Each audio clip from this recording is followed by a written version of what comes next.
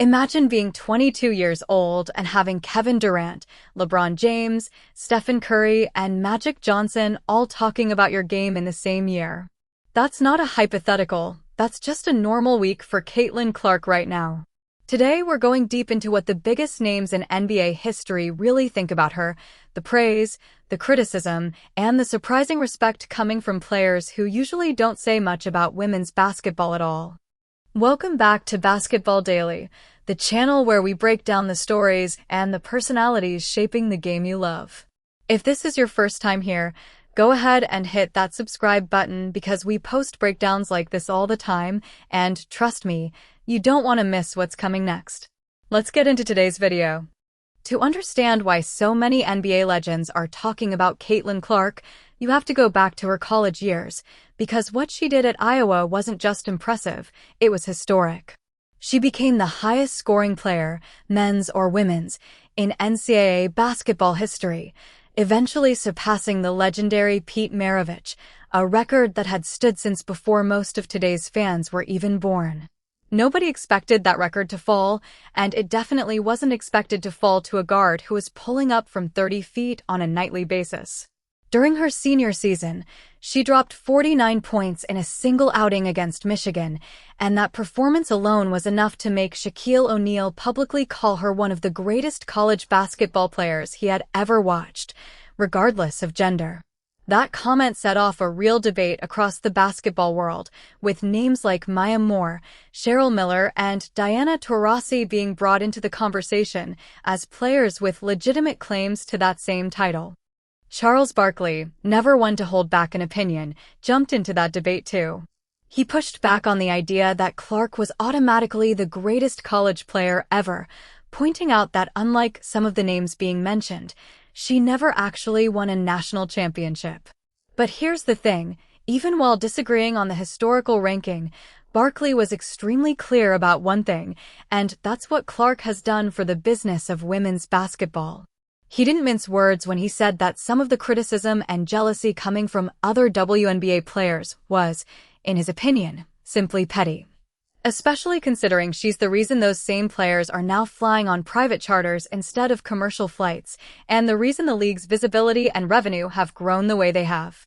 According to Barkley, Clark is essentially money in the bank for the entire league, a genuine game changer, and turning against her doesn't make sense from a business or basketball standpoint.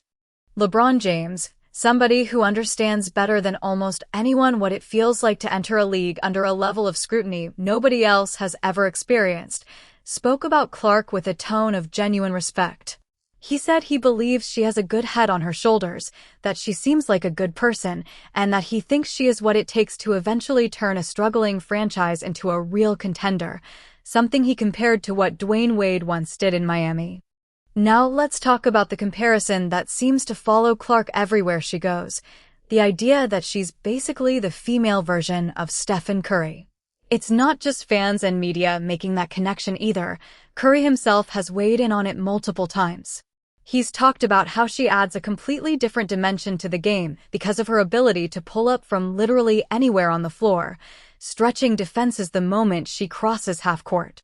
Curry pointed out that her shooting range, her confidence, and even her release timing look remarkably similar to his own game, and coming from arguably the greatest shooter in basketball history, that's about as high a compliment as you can get. Luka Doncic also drew comparisons to Clark because of how similar their overall statistical profiles look, both being high-volume scorers who also rebound and facilitate at an elite level.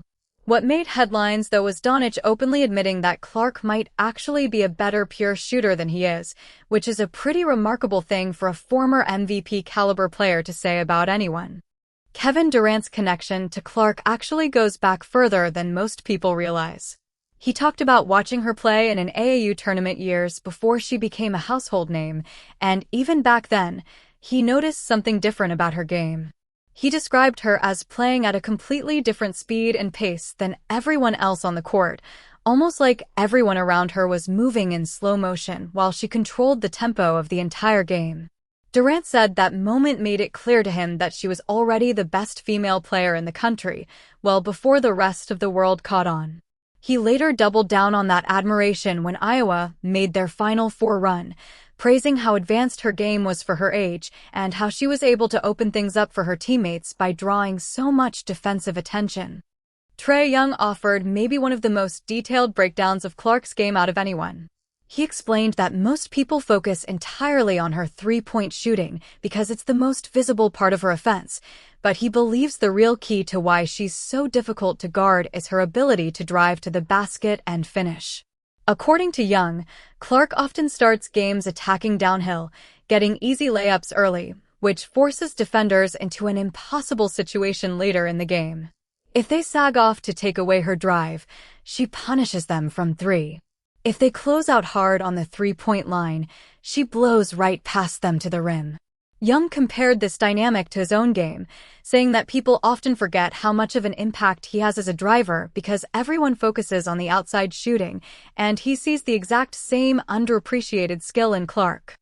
Of course, not everything surrounding Clark has been praise.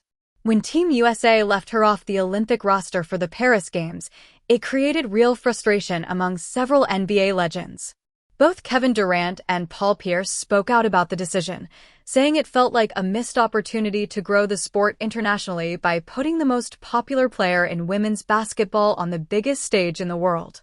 Kevin Garnett also weighed in on the physical treatment Clark has received from opposing players, framing the extra contact and aggressive defense as an unspoken form of respect, a sign that her rivals genuinely see her as a threat capable of taking over a game at any moment. And then there's Magic Johnson, who might have offered the most balanced and honest perspective of anyone in this entire conversation. When comparisons were made between Clark and Angel Reese as the modern-day Magic and Bird of the WNBA, Johnson embraced the comparison, but he also drew from his own rookie experience to explain what's really happening. He acknowledged that veteran players sometimes resent it when a younger player arrives with more money, more attention, and more publicity than players who have been grinding in the league for years. But Magic was also direct in saying that popularity alone isn't enough. Clark still has to prove herself through her play, the same way he and Larry Bird eventually earned their status as the best players in the league, not just the most talked about ones. At the end of the day, whether people love her, doubt her, or resent her, one thing is undeniable. The entire basketball world, from Hall of Famers to active superstars, is watching Caitlin Clark's every move. And that alone tells you everything you need to know about the kind of impact she's already had on the sport. That's it for today's video. Let us know in the comments what stood out to you the most, and whether you agree with what these legends had to say. If you enjoyed this breakdown, make sure to smash that like button, subscribe if you haven't already, and turn on notifications so you never miss an upload. This has been Basketball Daily, and we'll see you in the next one.